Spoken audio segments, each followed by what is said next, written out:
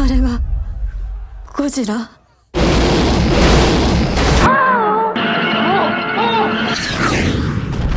Are you done? What? Sorry. Now that I've seen both versions, I find myself more conflicted than I thought I would be. Part of that conflict may stem from how I saw the films presented. I saw the color version first on a standard screen and was obviously blown away. I saw minus color on an IMAX screen and I was floored.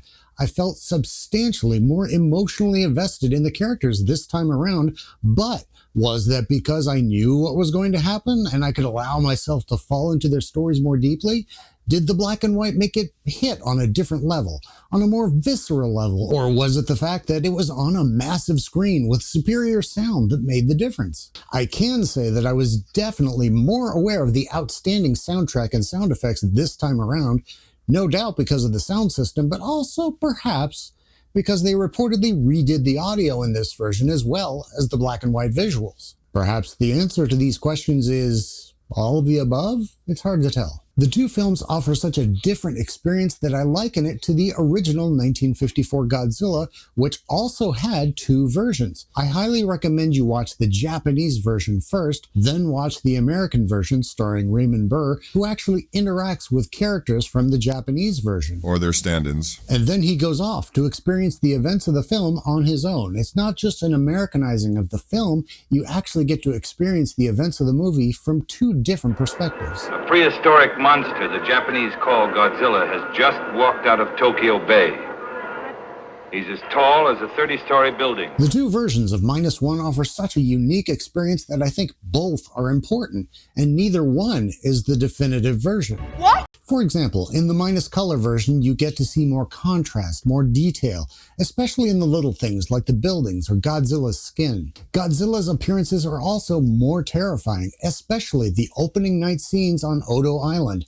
And in his final moments, when he's about to let out his final blast and it's pretty clear he's stripped of gear in pure rage, it's terrifying. Putting him in black and white makes him feel like more of a thing, a force of nature as impersonal as the bomb he symbolizes. Minus color also works because not only was the original in black and white, but we're also accustomed to seeing footage from this era in black and white, which gives it a little bit of a documentary edge. It feels right. But the loss of color also takes some vital things away. From Godzilla, his devastating atomic breath is head and shoulders above the little fart of a gasoline explosion in Oppenheimer, and one of my favorite scenes in the movie is that initial blast where the crowd, our hero, the audience, and even seemingly Godzilla himself is just standing there dumbfounded like, wow, I did that shit. The use of color is also incredibly important in the sequences of this little family putting their lives back together. Over time, they build a new house, and the clean, shiny, bright structure with fresh wood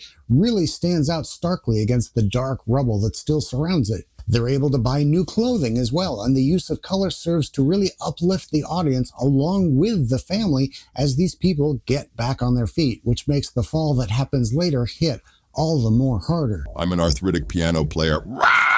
There are those on the interwebs that are butthurt because they think Barbie got snubbed. It got 8 nominations. It didn't get snubbed. At most, it should have been nominated for set design and Ken's song. That's it. Godzilla is the one who got snubbed. Some have made the argument that it's because Japan had already made their submission in the international film category and they're limited to only one submission, but that's a load of crap. The Korean film Parasite won not only the Best International Film category, but 3 other awards on top of that, outside of that category. Best Screenplay, Best Director, and yes, Best Picture. So the international film argument doesn't hold water. And Godzilla has already made more money than Parasite. Right you are, Doge. This snub is a sign that Hollywood feels threatened. And they should.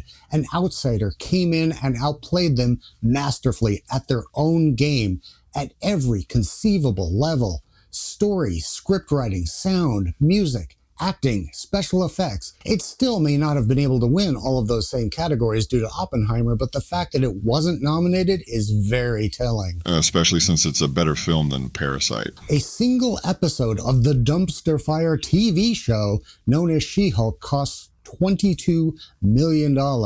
Godzilla Minus One was made for less than 15 and has made more than $100 million worldwide. Comparatively, Disney alone lost more than $1 billion in 2023 at the box office with shoddy storytelling, horrible effects, and a fatally misguided obsession with the message. Godzilla Minus One brought me such joy, just being a pure, honest story without any kind of agenda.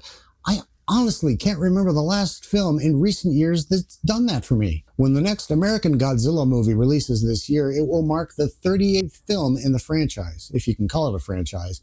But not only will Minus One be remembered as the best of them all, it will also be remembered for being the only one that people remember for its story first and not the lizard. Lizard. Can we go see Godzilla again? Yes, I made a big deal about how much money Godzilla made over Parasite, but that's obviously not the final benchmark of how a film should be measured. I saw Parasite. I thought it was a good movie, but I feel no need to ever watch it again. How many Oscar films fall into that category for you? Most of them, in my opinion, it happens every year. They nominate a bunch of movies you've never heard of and don't care about, and even if you do see them, and even if you do like them, you don't feel compelled to ever see them again. Why is that? The answer is actually really simple, because they've got absolutely nothing more to offer. Look at this year's list. Oppenheimer, Barbie, Killers of the Flower Moon, American Fiction, all fine in their own right. Except for the misandrist one. But once you've seen them, even if you enjoyed it, you're not going to see any of them again because they've got nothing more to offer. That's a huge benchmark for me on what makes a movie truly great. I was all sorts of excited to see Godzilla a second time because, hey, it's refreshing to actually go to a movie knowing you're not going to be disappointed. But I was still blown away by how much more this film gave on its second viewing. To be clear, this is not a Godzilla film. It's about guilt. Coming home from war, riddled with guilt from cowardly avoiding your duty, and the lives lost because of it. About how your own people scorn and reject you for having the audacity to come back alive, for dealing with traumatic PTSD so extreme you're questioning your own reality, whether the people around you are even real. Sometimes I don't think I'm real. We all live with demons. Godzilla is just the physical manifestation of the guilt kamikaze pilot Koichi Shikishima was struggling with. Each appearance of the monster adds to that guilt. More destruction, more death. For him, those deaths were on him. We as the audience know that even if he had acted when he had the chance, it wouldn't have made a difference, but that's not the point. The guilt is what's real. Our choice to act or not act has consequences that are equally real. If you act and fail, you know you tried. You gave it your all. But not even trying or running away as he did can destroy you.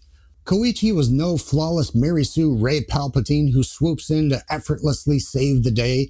He refused the initial call to action and came to regret it deeply. He fell to his lowest point. He lost everything, his family, his city, and very nearly his mind. And he dug into himself deep to rise up and take control of his life and win the day.